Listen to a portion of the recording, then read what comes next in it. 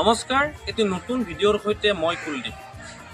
Cotton কলেজৰ প্ৰথমগৰাকী principal এইটো বাসভৱনত আছিল, যাৰ নাম আছিল ফ্ৰেডৰিক উইলিয়াম চুডমাৰ্চন। আৰু তেওঁ যেতিয়া কটনলৈ আহিছিল তেতিয়া অসমত ক'লা জ্বৰৰ প্ৰভাৱ আছিল বা বিভিন্ন বেমাৰে অসমখনক চানি ধৰিছিল। তেওঁ ভাবিছিল যে তেওঁ অসমত কাম কৰিব পাৰিবনে নাই। তেওঁ অৱশেষত সিদ্ধান্ত ল'লে যে তেওঁ কটনত কাম কৰিব আৰু সুদীৰ্ঘ প্ৰায় 25-26 বছৰ তেওঁ কটনত অধ্যক্ষৰ আসনত উপস্থিত হৈ থাকিল। আৰু তেখেতে যিটো বাসভৱনত আছিল সেই বাসভৱনটো বৰ্তমান এক আৰ্ট গেলাৰী বা কটনৰ মিউজিয়ামত পৰিণত হৈছে। আৰু তাত কি বস্তু সন্নিৱিষ্ট আছে আমি আপোনালোকক দেখুৱাবলৈ চেষ্টা কৰিম।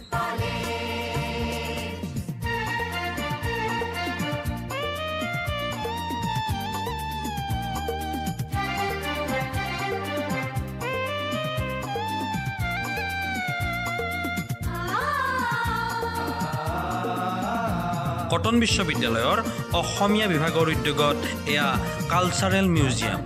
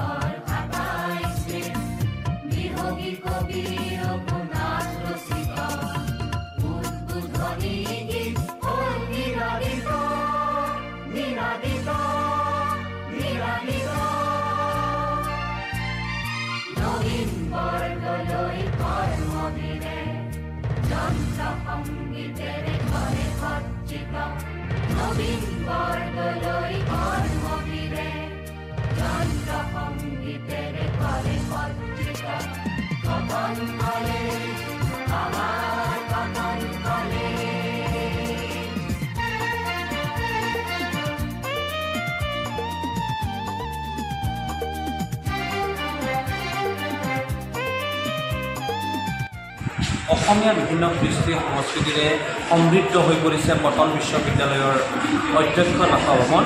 আৰু আমি জানিবলৈ চেষ্টা কৰিম কটন বিশ্ববিদ্যালয়ৰ এগৰাকী ছাত্ৰীৰ সৈতে কেনেদৰে তেওঁলোকে এইবোৰ প্ৰস্তুত কৰিছিল আৰু অনুভৱ কেনেকুৱা, এইবিলাক কি ক'বা তুমি? আচলতে বহুদিন ধৰি এইটো এনে এটা মানে আছিলে আচলতে। গতিকে এইবাৰ আমাৰ বিভাগৰ অধ্যাপিকা ডক্টৰ বৰ্ণালী শৰ্মা মেমৰ লগতে আৰু বিভিন্ন বিভাগৰ অধ্যাপিকা অধ্যাপক ছাৰসকলৰ সহায় সহযোগিতাৰ আৰু লগতে ষ্টুডেণ্টসকলৰো সহায় সহযোগিতাত এই যিটো বাসগৃহ, এই বাসগৃহটো এটা আৰ্ট গেলাৰীত পৰিণত কৰাৰ চেষ্টা কৰা হৈছে। আৰু ইয়াত বায়'টেকনলজি, আৰ্কিঅলজি, হিষ্ট্ৰী ডিপাৰ্টমেণ্ট, এনেকৈ বহুতো ডিপাৰ্টমেণ্টৰ ল'ৰা ছোৱালীয়ে ছাত্ৰ ছাত্ৰীয়ে অৱদান আগবঢ়াইছে। তেওঁলোকৰ নিজে হাতে কৰা বস্তু বিভিন্ন ধৰণৰ শিল্পকলা, ছবি আদি আগবঢ়াইছে। আৰু এতিয়া এইটো এটা সৰু মিউজিয়াম বুলি ক'ব পাৰি আছিলে কটন বিশ্ববিদ্যালয়। ত' আমি এনেকৈ বৰ্তমান চেষ্টা কৰিছোঁ। খুব ভাল কথা, কটন বিশ্ববিদ্যালয়ত স্থাপন হৈছে এক প্ৰকাৰৰ এক মিউজিয়াম। আশাপুৰা আপোনালোকে ইয়ালৈ আহক।